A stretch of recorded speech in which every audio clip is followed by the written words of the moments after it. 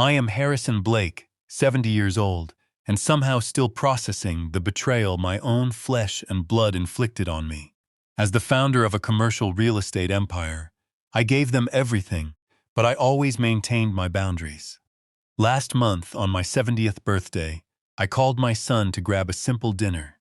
He claimed he was drowning in work. Between sips of my solitary bourbon at the city's most exclusive steakhouse, I looked across the dining room and saw him. He was laughing, toasting champagne with his wife and her mother. They thought I was just a clueless old man waiting to die. I simply walked over and snapped his corporate credit card in half right on their table. That night, I logged into my secure servers, locked down my assets, and initiated a plan that would leave them with $15 million in toxic federal debt. Before I continue this story, let me know where you are watching from in the comments below. Hit like and subscribe if you have ever had to stand up to family who underestimated your worth. The ringing of the phone echoed in my quiet, empty office. It was 6 in the evening on a Tuesday, not just any Tuesday. It was my 70th birthday. I sat behind my heavy mahogany desk at Blake Holdings, looking out over the city skyline I had spent 4 decades helping to build. I picked up the receiver and dialed my son Derek. He was 36 years old, my vice president, and the only family I really had left. The line trilled 3 times before he finally picked up. I could hear a faint shuffling of papers in the background, a very deliberate sound of someone pretending to be incredibly busy.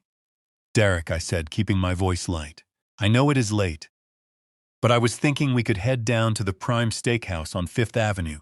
Grab a ribeye, maybe a decent bottle of scotch. It is my 70th, after all." A heavy, exaggerated sigh came through the receiver. It was the kind of sigh a teenager gives when asked to clean their room, not the sigh of a grown man speaking to his father. "Dad, I am so sorry," Derek said. His voice dripped with manufactured exhaustion. "I am absolutely buried here. The city planning office just kicked back the zoning permits for the new West Side commercial lot. I am going to be stuck at my desk, staring at blueprints and legal files until midnight. I cannot leave the office right now." I leaned back in my leather chair. I felt a hollow ache in my chest, a quiet disappointment that only a parent can truly understand. But I also felt a surge of misguided pride. I had built this real estate empire from absolute scratch. In the 1980s, I slept in the cab of my rusted pickup truck for 3 years, eating cold canned beans, pouring concrete by day, and studying local property laws by night with a flashlight. I built Blake Holdings. Son would never have to know what hunger felt like. If he was working late to protect our legacy, I could not fault him for it. "I understand, son," I replied smoothly, swallowing my disappointment. "The business comes first. We have to keep those permits moving. Do not burn yourself out. We will celebrate next week." "Thanks, Dad. You are the best. I will make it up to you. I promise. Happy birthday." The line went dead. I sat in the silence of my office for a long time. 70 years old. It is a strange milestone. You expect to be surrounded by noise, by family, by a testament to the life you have lived. Instead, I had the hum of the air conditioning and the distant sirens of the city below. I decided I was not going to eat a frozen dinner on my 70th birthday. I put on my overcoat, took the private elevator down to the parking garage, and got into my car. As I drove through the bustling downtown streets, I thought about Derek's childhood. I remembered missing his Little League baseball games because I was negotiating bank loans to keep our company afloat. I remembered the guilt that ate at me every time I had to travel for business. I overcompensated. I knew that now. I gave him the brand new cars, the debt-free college education, the immediate executive title at my firm. I wanted to be the generous father, the man who provided a seamless, frictionless life. I thought I was protecting him. Instead, I had insulated him from the real world. I had denied him the struggle that builds character. And the result was a 36-year-old man who could effortlessly lie to his father on his birthday. The valet took my keys with a respectful nod when I arrived at the steakhouse. It was a place where everybody knew my name. A place where I had closed million-dollar deals over dry, aged steaks. I walked through the heavy glass doors into the warm, dimly lit restaurant. The smell of roasted garlic, seared meat, and expensive red wine filled the air. Soft jazz played over the speakers, blending perfectly with the low murmur of wealthy patrons enjoying their evening.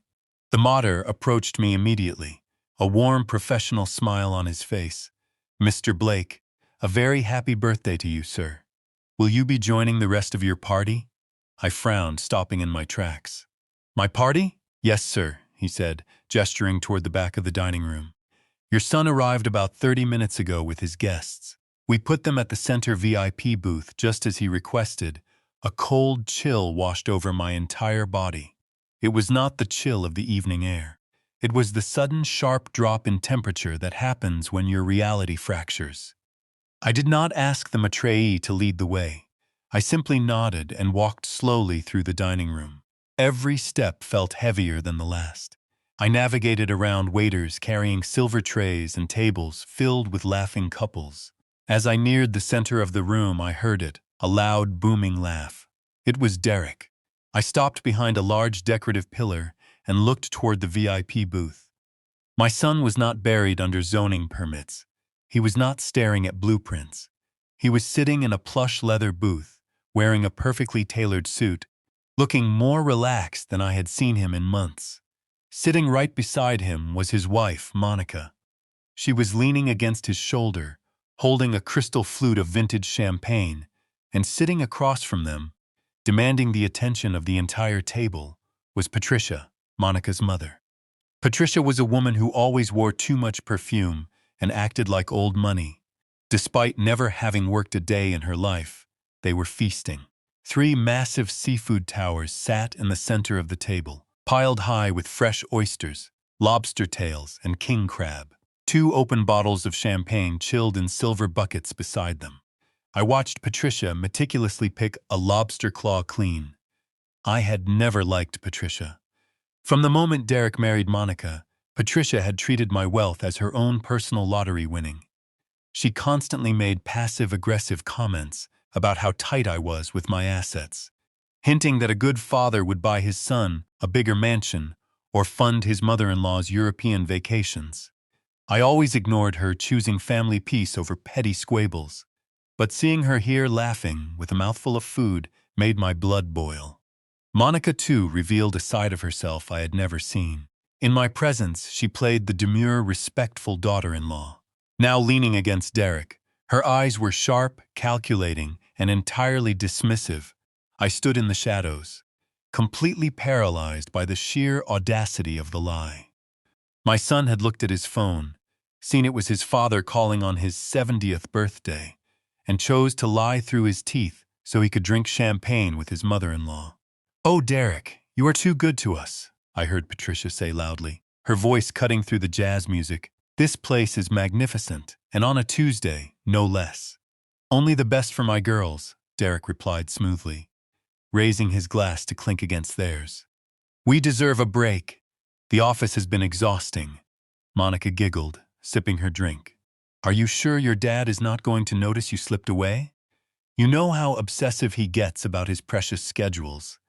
I held my breath, waiting for my son to defend me, waiting for him to show a shred of respect for the man who paid for the suit on his back and the roof over his head. Derek just scoffed, rolling his eyes. "Please, my dad is a clueless old man. He is so focused on his golf swing and his retirement plans that he has no idea what happens outside his own office anymore." He swallowed the excuse about the zoning permits without a second thought. "He is completely out of the loop." The 3 of them burst into laughter. It was a cruel, mocking sound that hit me harder than a physical blow. I did not feel sadness in that moment. The hollow ache in my chest vanished, replaced instantly by a burning, razor-sharp clarity. I had spent 40 years dealing with corporate sharks, backstabbers, and hostile takeovers. I knew what a predator looked like, but I never expected to find 3 of them sitting at a dinner table, feeding off my money and laughing at my expense. I did not turn around. I did not go home to cry. I stepped out from behind the pillar and began walking directly toward their table. The soft jazz continued to play, but the only thing I could hear was the rhythmic thud of my own footsteps on the hardwood floor. They were about to learn that this clueless old man was the one who built the cage they were sitting in. I took my first step away from the shadows. The soft jazz playing through the hidden speakers of the steakhouse seemed to fade into the background, replaced entirely by the steady, measured sound of my own leather shoes striking the polished hardwood floor. I did not rush. A man who has spent 40 years navigating the treacherous waters of commercial real estate knows the value of pacing. You never run toward a crisis. You walk toward it, owning every single inch of the space you occupy. As I approached the center VIP booth, the trio remained entirely oblivious to my presence. Patricia was holding court, waving a silver oyster fork in the air as she told a story, her manicured fingers adorned with diamonds that my son's salary had undoubtedly paid for. Monica was laughing, tossing her head back, her perfect hair catching the dim ambient light. And Derek, my own flesh and blood, the boy I had carried on my shoulders and built an empire for, sat there with a smug, relaxed grin on his face, pouring another glass of vintage champagne for his mother-in-law. I stopped exactly 2 feet from the edge of their table. I just stood there, letting my shadow fall across the pristine white linen tablecloth. Derek was the first to notice. The smile froze on his face, his eyes widening as if he had just seen a ghost materialize from the floorboards. The crystal champagne flute in his hand tipped slightly, spilling a few drops of the expensive golden liquid onto his cuff. He choked on his breath. Monica followed his gaze. Her laughter cut off so abruptly it sounded like she had been gagged. She stiffened, pressing her back against the leather booth, her eyes darting between me and her husband in absolute panic. Patricia was the last to realize the party was over. She lowered her oyster fork, her mouth still half open, the arrogant glint in her eyes instantly replaced by a wide-eyed stare. For 10 agonizing seconds, nobody spoke. The surrounding tables continued their lively conversations, completely unaware of the silent storm that had just descended upon this booth. "Dad," Derek finally managed to whisper. His voice was incredibly small, entirely stripped of the bravado he had displayed just moments earlier. He swallowed hard, his Adam's apple bobbing. "What are you doing here?" "It is my 70th birthday, Derek," I said, my voice steady, calm, and completely devoid of warmth. "I decided to treat myself to a good steak. Since you told me you were buried under a mountain of zoning permits at the office, I figured I would be eating alone." Imagine my surprise to find my hard-working vice president right here in the middle of the dining room. The lie tumbled out of his mouth before he could even think to stop it. It was the desperate, frantic lie of a cornered man. "Dad, wait. It is not what it looks like. We are entertaining a client. Patricia has a friend who is a major architectural consultant. She is just helping me pitch some preliminary design ideas for the new West Side commercial lot. I was going to present the entire portfolio to you tomorrow morning. I swear we are working." I looked at the table. There were no blueprints. There were no legal pads. There were no architectural sketches. There was only a towering structure of cracked crab legs, empty lobster shells, and half-eaten caviar. "Working," I repeated softly. Monica tried to intervene, her voice artificially, sweet, attempting to salvage the unsalvageable. "Harrison, please, we really did not want to bother you on your special day. Derek was just trying to handle the heavy lifting so you could relax. Why do you not pull up a chair? Let us buy you a drink to celebrate."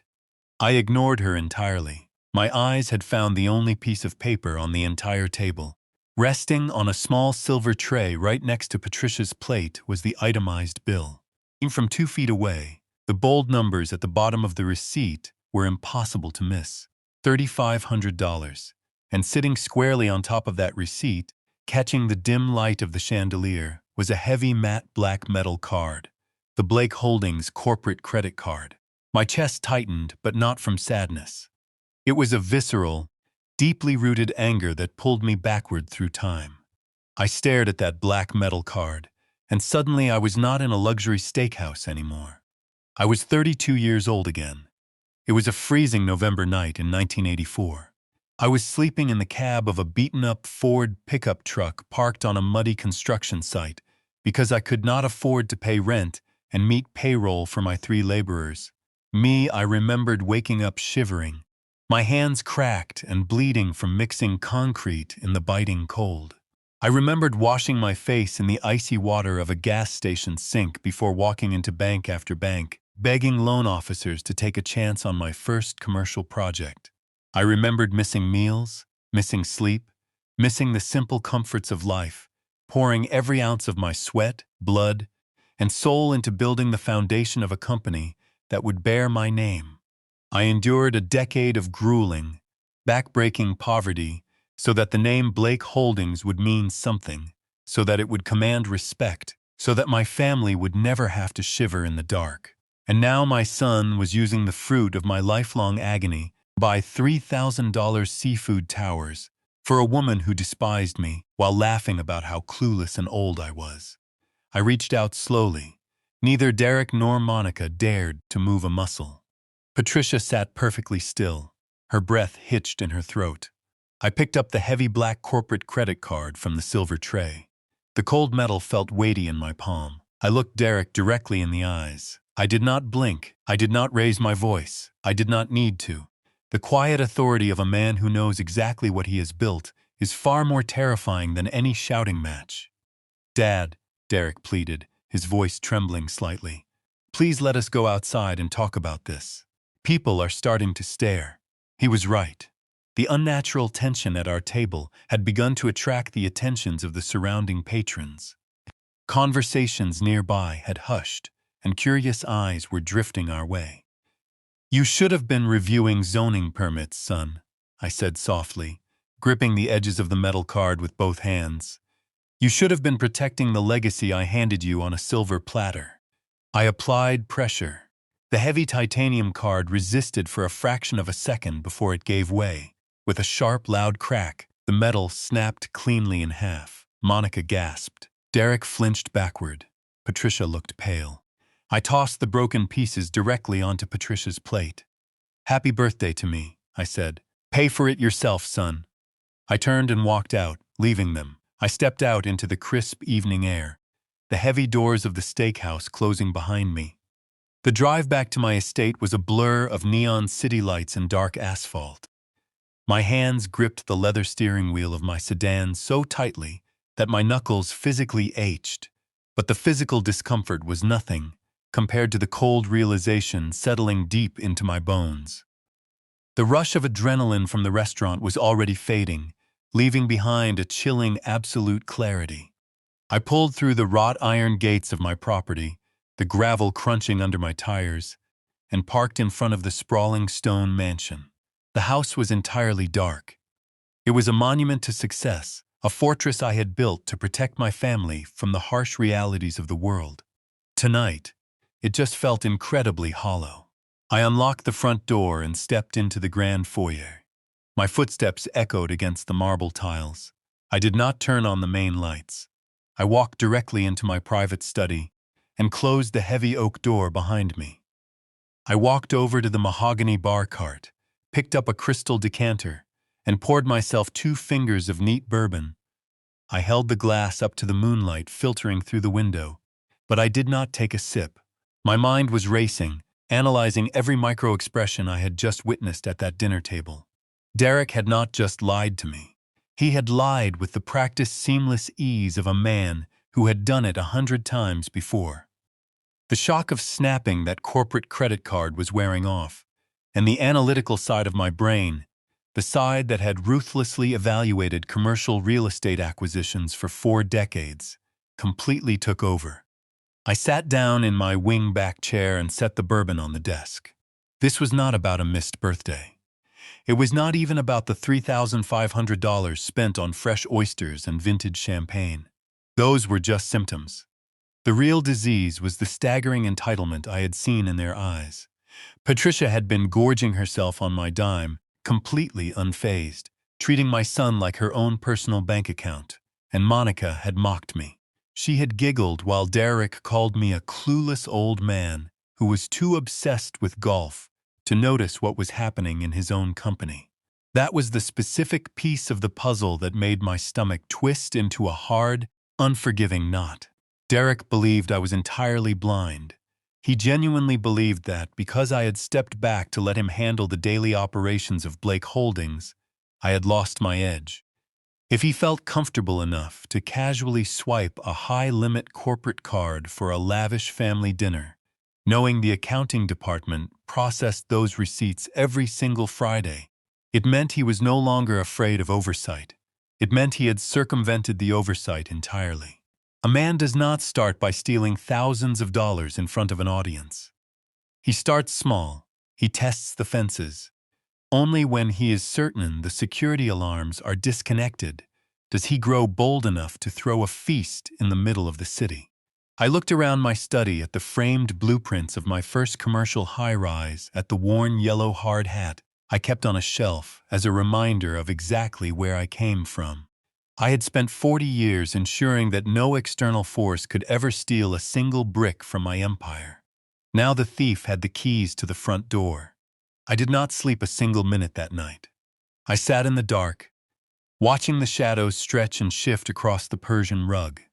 As the early morning hours ticked by, I traced the lineage of my son's recent behavior, the sudden, unannounced meetings with contractors I had never vetted, the times I had asked to review the quarterly expenditure reports, only for Derek to brush me off, claiming he was still consolidating the numbers for a cleaner presentation.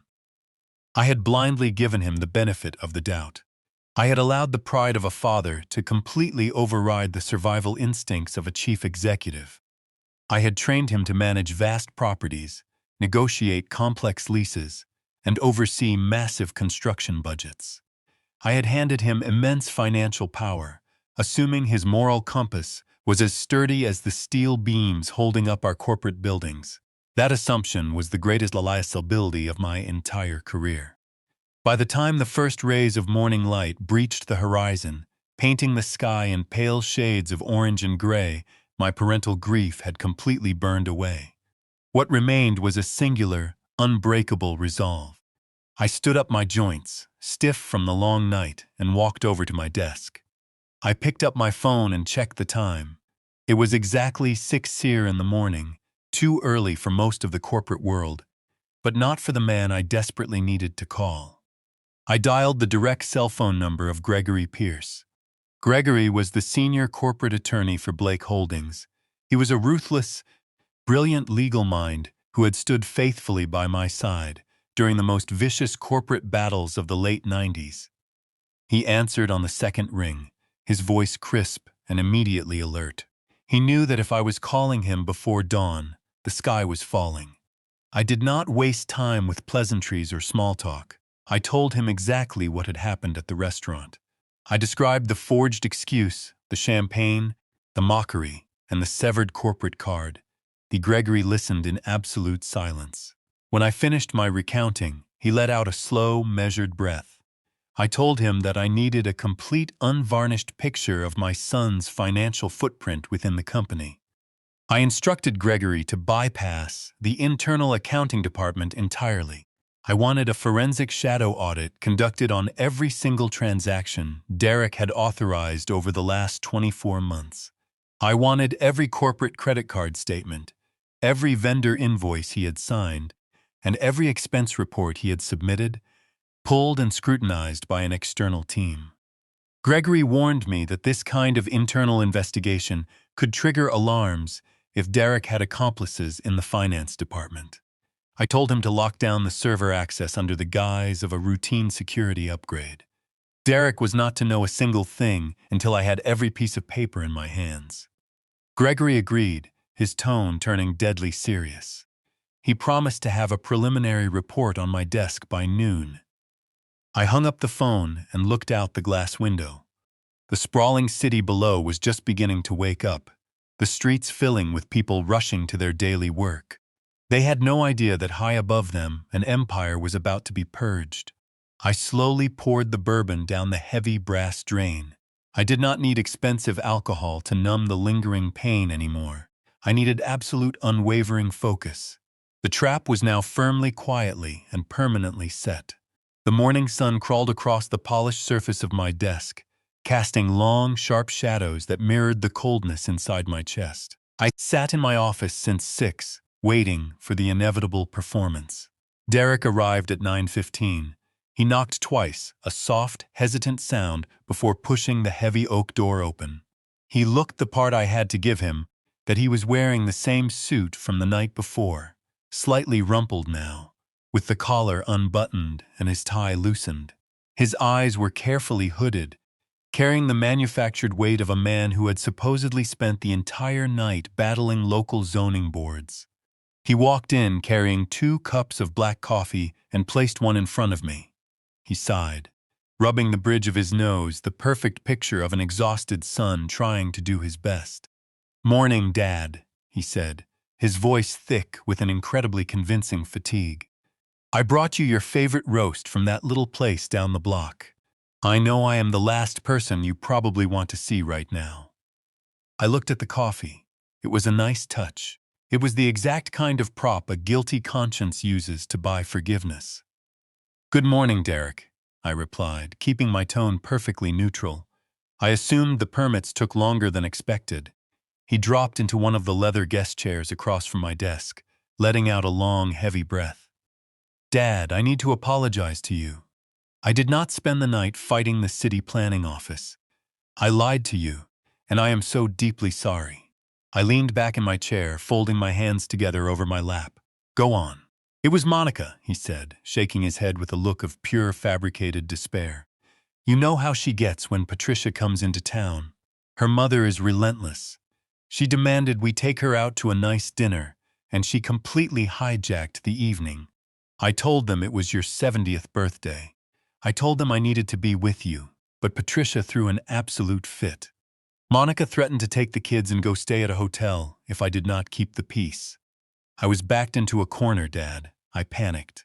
I knew if I told you the truth, it would just hurt your feelings on your special day.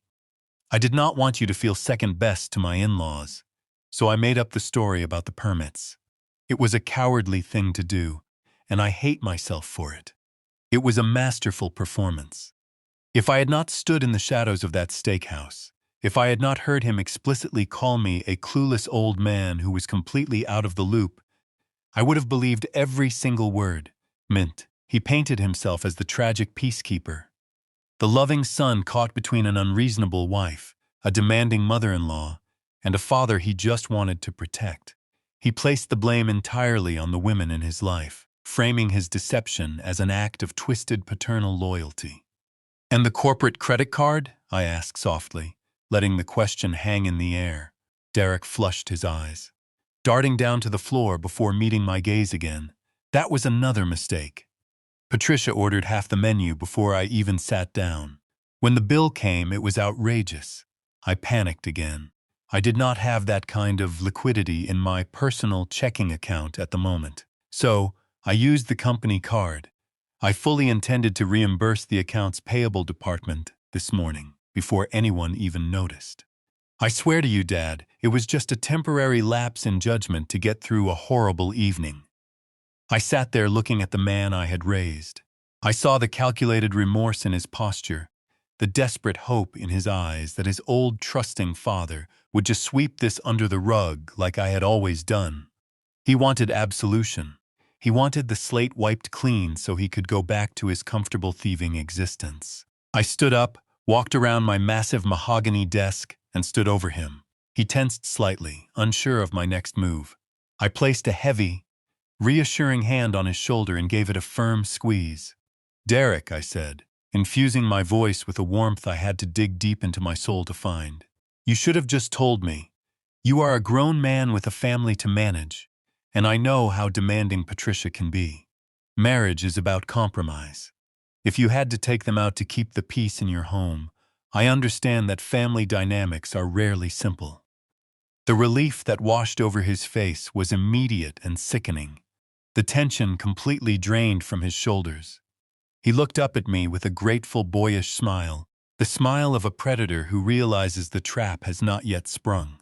"Thank you, Dad." He breathed out, visibly relaxing into the chair. "You do not know how much that means to me. I thought you would be furious." I am disappointed you felt you had to lie. I continued playing the role of the benevolent patriarch flawlessly. But we have a business to run, a legacy to protect. Do not let this happen again. Reimburse the accounting department by the end of the week, and we will put this entire incident behind us. We will celebrate my birthday properly this weekend. Just the two of us. How does that sound? It sounds perfect, Dad. I promise no more lies. I am going to make you proud. I know you will, son. Now go get cleaned up. We have a board meeting to prepare for, and I need my vice president operating at full capacity. Derek stood up, buttoned his collar, and adjusted his tie. His confidence was completely restored.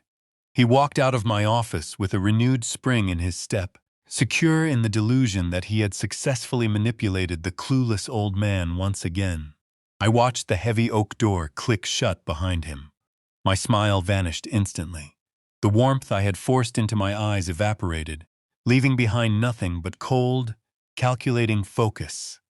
I walked back to my desk and picked up the cup of coffee he had brought me. I walked over to the nearest potted plant and poured the dark liquid directly into the soil. I would not accept a peace offering purchased with my own stolen money. Exactly 45 seconds after Derek's footsteps faded down the executive hallway, a soft chime echoed from the back of my office. It was the private executive elevator, a direct line from the underground parking garage that only I and a select few trusted individuals had clearance to use. Gregory Pierce stepped into the room. He did not look like a man who had just enjoyed a leisurely morning. His tie was slightly crooked, his jaw was tight, and his eyes carried the grave intensity of a general preparing for war. And in his arms, he carried a massive bound stack of bank statements, ledger printouts, and digital transaction logs. The stack was easily 6 in thick, a mountain of financial data gathered in record time. He walked briskly across the room and dropped the entire pile onto the center of my mahogany desk. The paper hit the wood with a heavy thud. "Good morning, Harrison," Gregory said, his voice completely devoid of emotion. "I brought the shadow audit you requested." I looked down at the towering stack of documents. "That was fast, Gregory. Did the internal systems flag anything while you were pulling the data?" "No," he replied, loosening his tie. "I used the backdoor protocols we established last year. Derek and the finance department have absolutely no idea we pulled these records. As far as the system is concerned, these documents were never accessed." "Good. I just finished speaking with him. He fed me a story about an overbearing mother-in-law and a moment of weakness. He thinks the problem is completely resolved." "Let him think that," Gregory said, pulling a chair up to the desk, "because the problem is vastly larger than a single steak dinner. I spent the last 3 hours analyzing his corporate expenditure flow, and what I found is going to make you extremely sick. This is far worse than we could have ever predicted." I took my seat directly across from him. I placed my 2 hands flat on the desk, bracing myself for the harsh reality. "Tell me exactly what my son has been doing behind my back." Gregory opened the thickest folder. He did not look at me with pity. He looked at me with the cold clinical precision of a surgeon about to make an incision. He slid a stapled document across the polished mahogany. It was a summary spreadsheet highlighting Derek's personal authorizations over the past 12 months. I stared at the numbers. The $3,500 dinner bill from the steakhouse, the catalyst that had ignited this entire investigation, was listed at the very bottom. Next to the other line items, that extravagant meal looked like pocket change. It was a rounding error in a sea of massive withdrawals. The dinner was just a symptom of a much larger disease, Gregory said, tapping his pen against the spreadsheet. Over the last year, Derek has authorized exactly $842,000 in independent consulting and design fees. All of these payments have been funneled to a single external vendor, a company called Luminina Design. I picked up the spreadsheet. The name meant absolutely nothing to me. In the commercial real estate business, the major players, the prestigious architectural firms, the heavy-hitting structural engineering consultants, the elite environmental analysts. I had personally cultivated relationships with the best firms in the city over 4 decades. Luminina Design was a ghost. It did not exist in my world. I asked Gregory to hand me the vendor file. He passed over a thick manila envelope containing the invoices and the master service agreements Derek had signed. I opened the folder and began to read. Building an $800 million real estate empire does not happen by accident. It happens because you learn to read the fine print. In my 30s, I could not afford high-priced corporate lawyers. I spent my evenings sitting at a cheap kitchen table, reading municipal zoning codes and construction contracts, until my vision blurred. I knew what a legitimate service agreement looked like. I knew the specific ironclad language required to protect a commercial developer from liability. The documents in my hands were an absolute insult to my intelligence. The legal jargon was sloppy, amateur-ish, and completely boilerplate. It looked like something a college student had copied and pasted from a free legal website. There were no specific performance metrics. There were no defined delivery dates. The scope of work was incredibly vague, citing general terms like aesthetic consultation, preliminary spatial conceptualization, and ambient interior styling. In the high-stakes world of commercial development, you do not pay hundreds of thousands of dollars for ambient interior styling before the concrete foundation is even poured. You pay for structural blueprints. You pay for load-bearing calculations. You pay for hard, undeniable deliverables. "Where are the deliverables, Gregory?" I asked, keeping my voice dangerously quiet as I flipped through the pages. If we paid this company over $800,000 in a single year, there must be a mountain of schematics. There should be digital renderings, physical models, comprehensive traffic flow analyses for our new commercial lots. Where is the actual work? Gregory leaned forward, resting his forearms on the desk. That is the most disturbing part, Harrison. There is no work. I gained temporary access to Derek's digital project management drives. I searched for every file associated with Luminina Design. There are no blueprints. There are no computer-aided design files. There are no site survey reports. The only things that exist in their vendor profile are these incredibly vague invoices, which Derek personally approved and expedited through our accounts payable department every single month. I laid the papers down. The reality of the situation washed over me in a cold, suffocating wave. My son was not just entitled. He was not just arrogant or lazy. He was actively and deliberately stealing from the company I had built from the dirt up. He was siphoning capital that belonged to Blake Holdings Capital, that was meant to secure the jobs of my employees and the future of our legacy. He had created a pipeline to drain my life's work. "Have you tracked the destination of these funds?" I asked, staring at the sloppy signature of my son at the bottom of a fraudulent invoice. "Who exactly is receiving these wire transfers?" Gregory sighed heavily. "I am still tracing the ultimate destination of the capital, but I can tell you right now that Luminina Design is a classic shell company. It was incorporated in Delaware 14 months ago. There is no physical office address, only a registered agent and a post office box. There is no website. There are no other listed clients. The company was created for the sole exclusive purpose of billing Blake Holdings." I closed my eyes for a moment, letting the silence of the office settle around us. The betrayal was so profound it felt almost surreal. I thought back to the conversation I had just had with Derek, the feigned exhaustion, the calculated apologies, the promise to make me proud. He had looked me in the eye and promised to be a better son, all while knowing he had bled my company for nearly $1 million. He thought he was untouchable. He believed his position as my sole heir granted him absolute immunity from the rules that governed the rest of the world.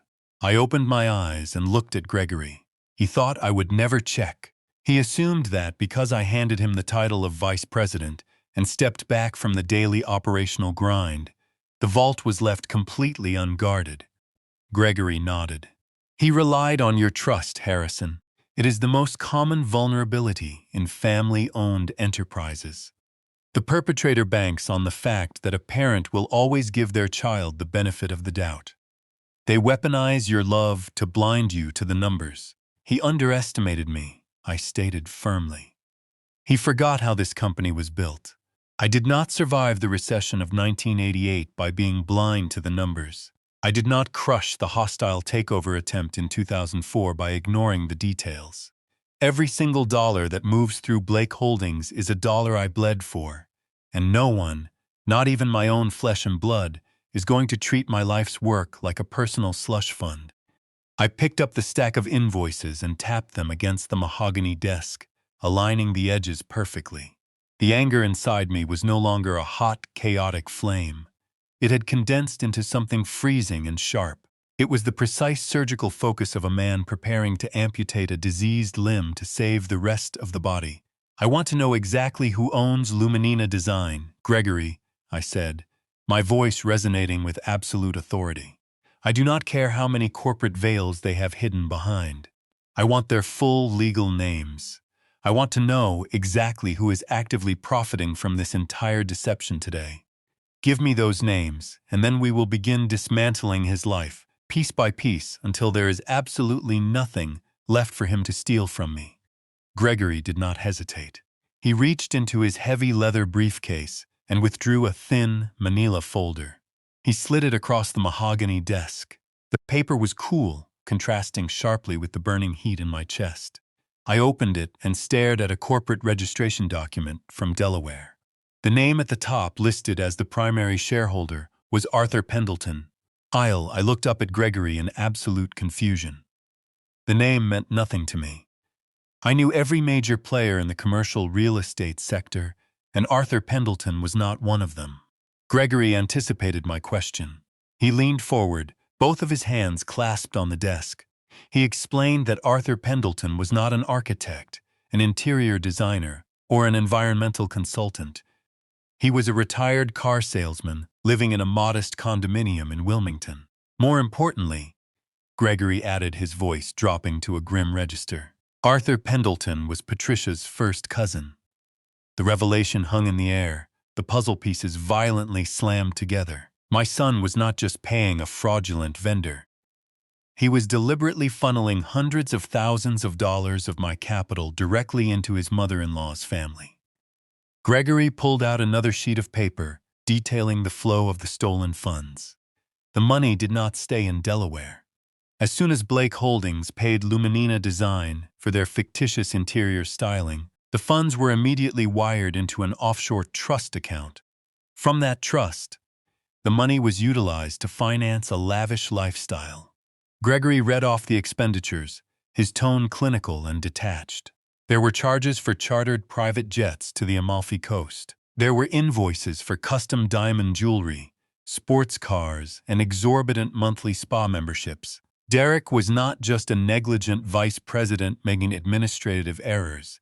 He was a systematic thief. He was bleeding the legacy I built to finance the frivolous existence of his wife and her mother. I sat back in my chair, staring blindly at the registration document. For a fleeting moment, a profound sense of paternal grief washed over me. I thought of Derek as a little boy running across the front lawn with a baseball glove, eager to make me proud. I wondered where that boy had gone and how he had mutated into the greedy, entitled man sitting down the hall. But the grief was a momentary weakness. It was quickly consumed by an overwhelming wave of absolute uncompromising fury. I had not spent 40 years fighting off hostile Teasel takeovers, navigating market crashes, and crushing aggressive competitors just to let my own flesh and blood dismantle my empire from the inside. If Derek wanted to play the role of a corporate predator, I would treat him like one. I picked up the brass telephone sitting on the corner of my mahogany desk. My hand was completely steady. There was no tremor of hesitation. I looked at Gregory, my jaw set in stone. I told him that we were ending this immediately. I instructed him to dial his contacts at the Federal Bureau of Investigation. I wanted agents walking through the front doors of Blake Holdings within the hour. I wanted Derek handcuffed in the middle of the executive floor, paraded past his colleagues, and thrown into the back of a federal cruiser. I wanted his assets frozen, his bank account seized, and a full criminal indictment drafted by the end of the day. He had committed wire fraud, corporate embezzlement and conspiracy. He was going to face the maximum penalty the law would allow. I would not protect him. I would let the justice system crush him entirely. Before my fingers could even punch in the first digit on the keypad, Gregory reached across the desk and firmly placed his hand over the receiver. I looked up at him, my eyes narrowing with intense defensive anger. I demanded to know what he was doing. I told him to let go of the phone, but Gregory did not move. His expression remained incredibly stoic, carrying a heavy, dark weight that I had never seen before in all our years of working together. He gently pressed the receiver back down onto the base, severing the dial tone. He told me to wait. He told me that calling the federal authorities right now for simple corporate embezzlement would be a massive mistake. I stared at him incredulous. I asked him how reporting such a massive theft could possibly be a mistake. Gregory reached back into his leather briefcase. He did not pull out another stack of bank statements or vendor invoices.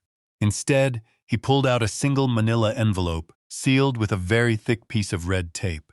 He set it down gently in front of me, almost as if he were handling a live explosive. He explained that his cybersecurity team had dug deeper into Derek's private encrypted server late last night.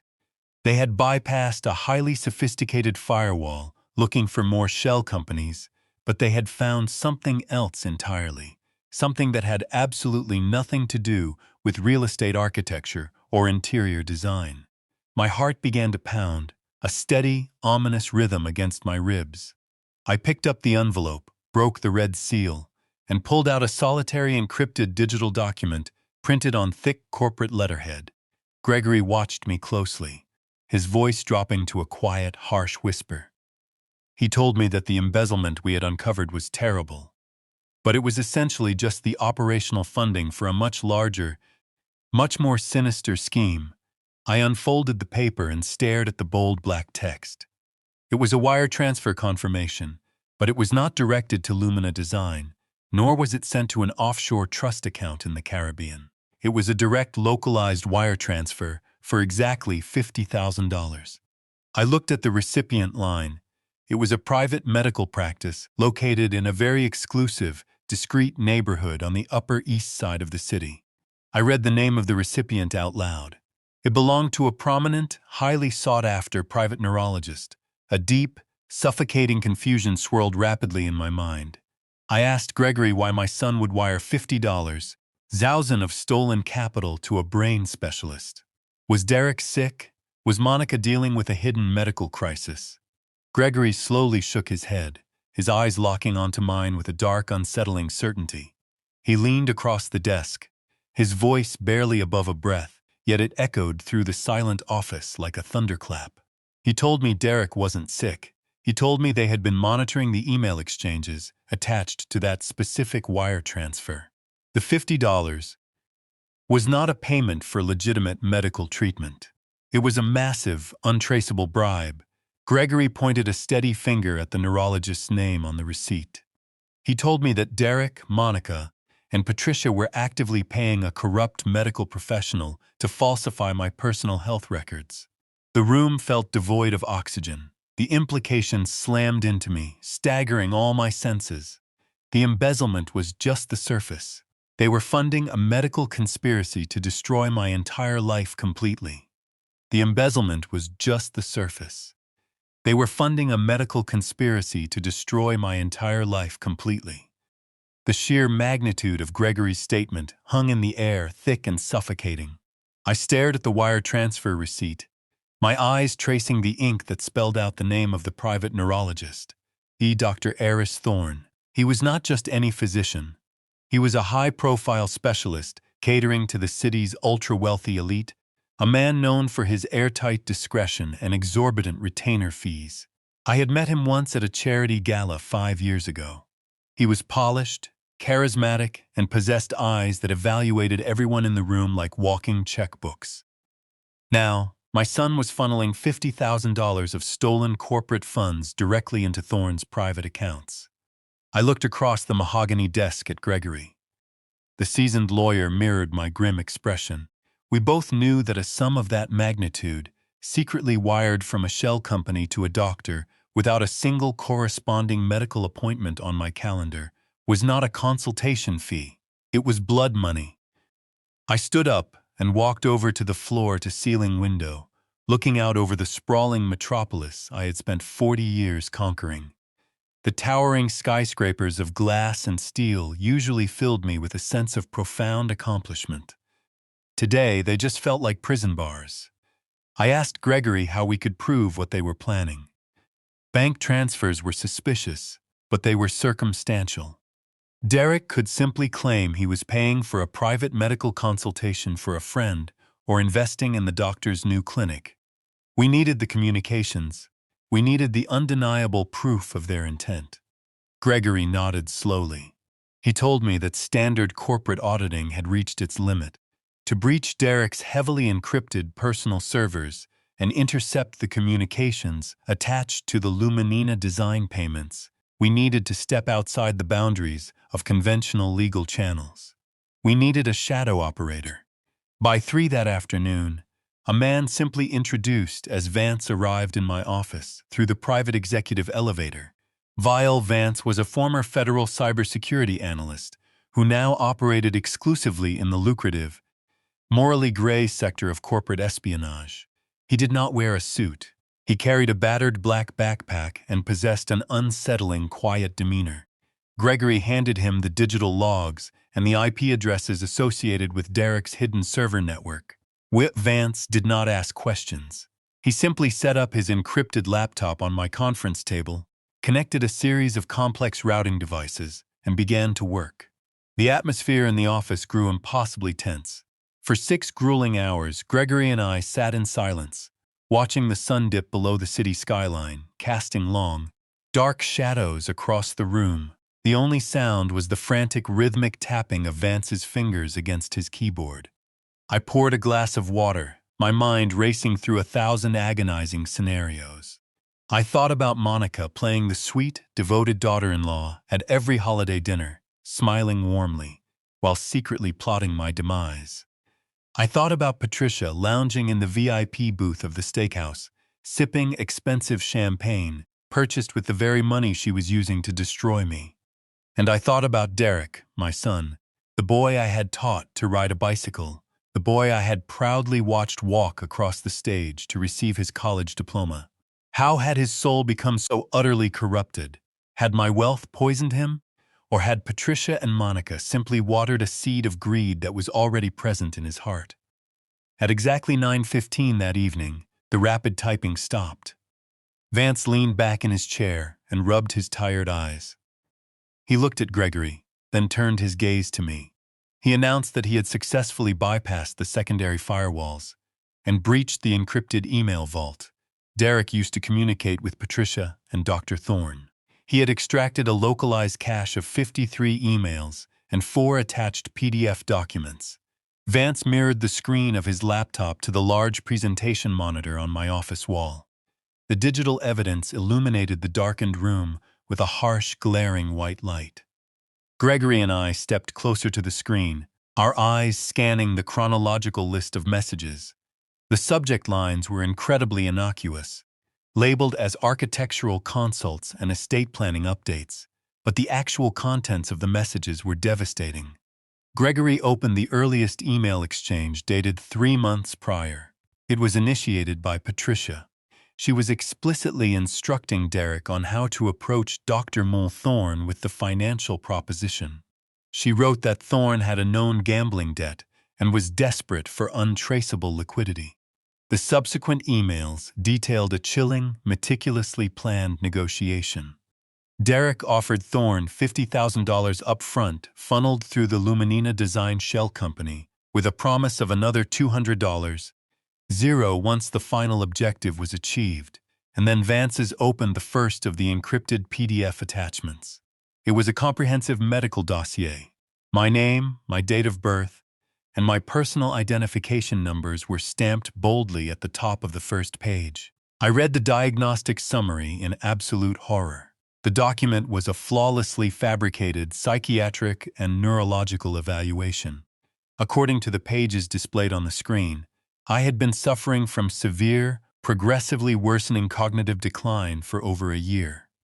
The report detailed fictitious episodes of severe memory loss, aggressive behavioral outbursts, and a complete inability to manage complex financial concepts. Dr. Thorne had used his prestigious medical credentials to formally and legally diagnose me with aggressive early-onset Alzheimer's disease. He had falsified brain scan summaries, fabricated cognitive test scores, and signed the document with his official medical seal, legally declaring me entirely unfit to manage my own affairs, my company, or my life. The sheer malice of the conspiracy stole the breath directly from my lungs. The embezzlement was nothing compared to this. They did not just want my money. They wanted to erase my autonomy. They wanted to strip away my humanity and reduce me to a helpless, medically condemned prisoner in my own life. Gregory scrolled down to the most recent email in the chain, dated just 2 days ago. It was sent by Monica. She was confirming the final receipt of the fully executed medical documents from Dr. Thorne. Her message was brief, cold, and dripping with triumphant malice. She wrote to Derek and Patricia, confirming that the doctor had delivered the final paperwork. She stated that the trap was perfectly set and that they had every reason to celebrate. The final puzzle piece violently locked into place. The realization hit me with the force of a freight train. I thought back to the steakhouse on my 70th birthday. I remembered the towering seafood platters, the laughter, the clinking of the expensive crystal champagne flutes. They were not celebrating a real estate deal. They were not celebrating a design pitch. They were celebrating the successful completion of the falsified medical documents. They were celebrating the fact that they had just legally purchased my psychological death warrant. While I was sitting alone in my office, assuming my son was working late to protect our family legacy, he was actually raising a glass to my impending destruction. He had smiled, drank my champagne, and called me a clueless old man because he believed he had just successfully bought the power to lock me away forever. A profound, suffocating silence blanketed the office. Even Vance, a man accustomed to the darkest corners of corporate treachery, looked visibly disturbed by the sheer cruelty displayed on the screen. Gregory placed a steady hand on my shoulder. He asked me how I wanted to proceed. He told me we had enough evidence to immediately dispatch the Federal Bureau of Investigation to their homes. We could have Derek, Monica, Patricia, and Dr. Thorne arrested for criminal conspiracy, medical fraud, and grand larceny before midnight. We could end the nightmare right now with a single phone call. I stared at the fraudulent diagnosis bearing my name. The pain of the betrayal was immense, but the tears I expected to fall simply never materialized. Instead, the sorrow evaporated, leaving behind a cold, terrifying, and absolute resolve. I would not call the authorities. Not yet. Arresting them now would be far too merciful. It would give them a quick resolution. They had spent months digging a grave for me, and I was going to make absolutely certain that they were the ones who fell into it. I stared at Gregory, my mind struggling to process the sheer magnitude of the evil sitting on my mahogany desk. A medical conspiracy. My own son was not just trying to steal my money. He was trying to erase my existence entirely. I asked Gregory to show me the rest of the communications. I needed to see every single word they had written. I needed to understand exactly how deep this rot went into my family. Vance typed a few commands on his keyboard, bringing up a highly organized folder containing dozens of intercepted text messages and encrypted chat logs between Derek, Monica, and Patricia. The messages were displayed chronologically on the large presentation monitor, painting a chilling step-by-step portrait of my own planned demise.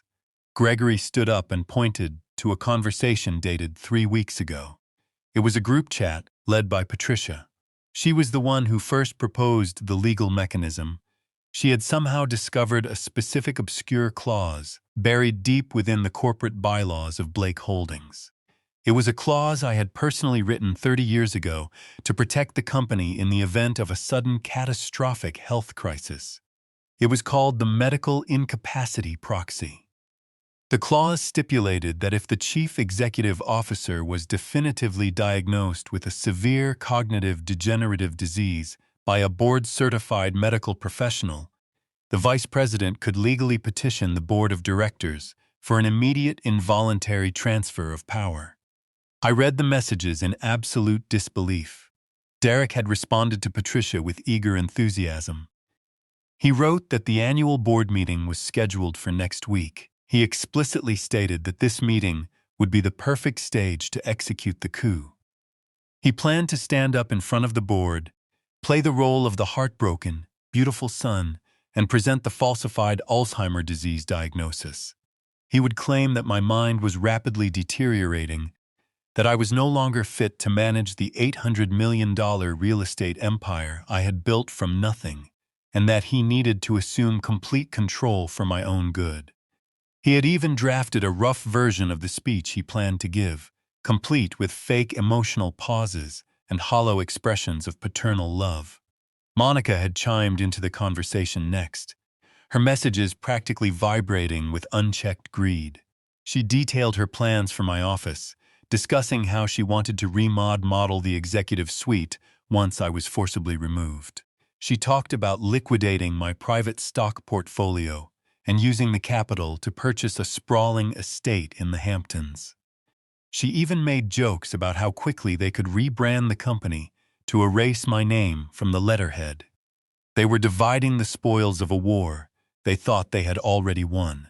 They were carving up my legacy like vultures circling a dying animal. But the true horror of their blueprint was not the corporate takeover. The theft of my company was painful, but it was ultimately just a financial loss.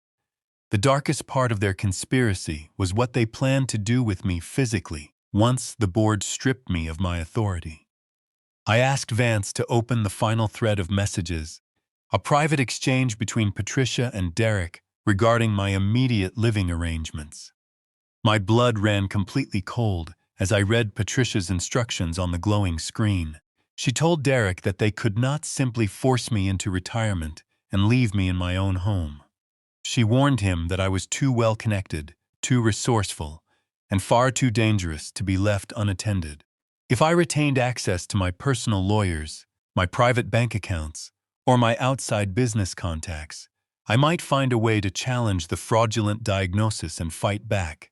I might demand a second medical opinion. I might expose their entire operation. Patricia had a permanent solution to that problem. She had a close personal associate who operated a private high-security nursing home located 3 hours north of the city, hidden away in a remote suburban county. It was a facility specifically designed for wealthy patients suffering from severe dementia.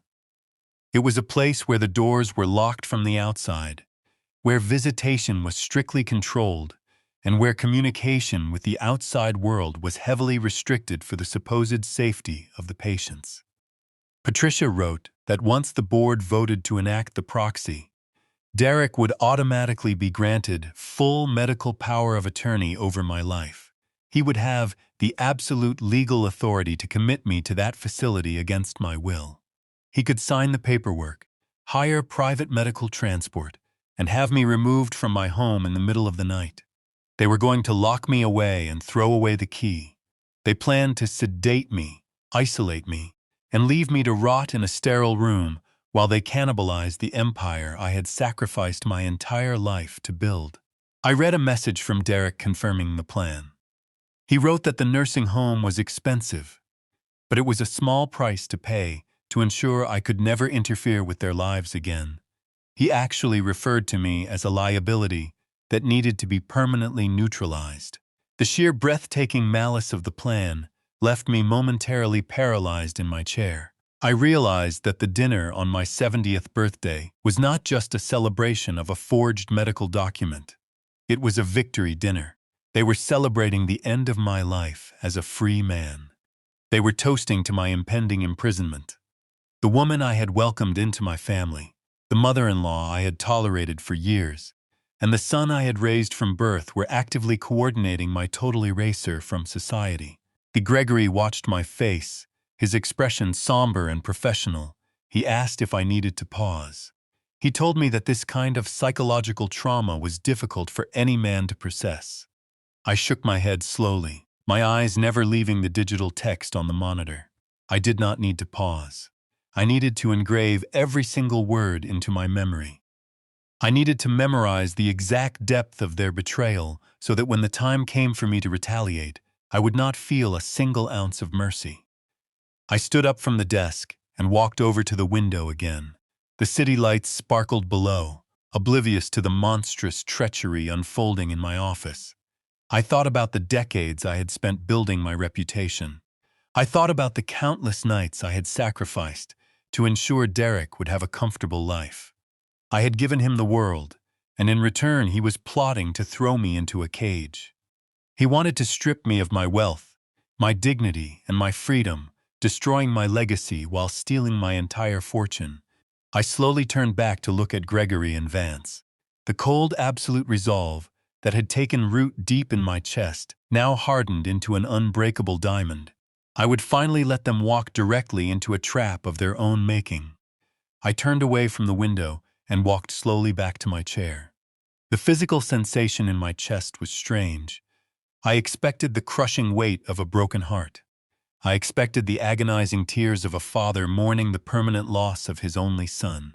But my eyes were completely dry. The profound breath-stealing betrayal had burned away all the soft paternal instincts I had carefully maintained over the passing decades. In their place, an ancient, deeply familiar coldness settled into my veins.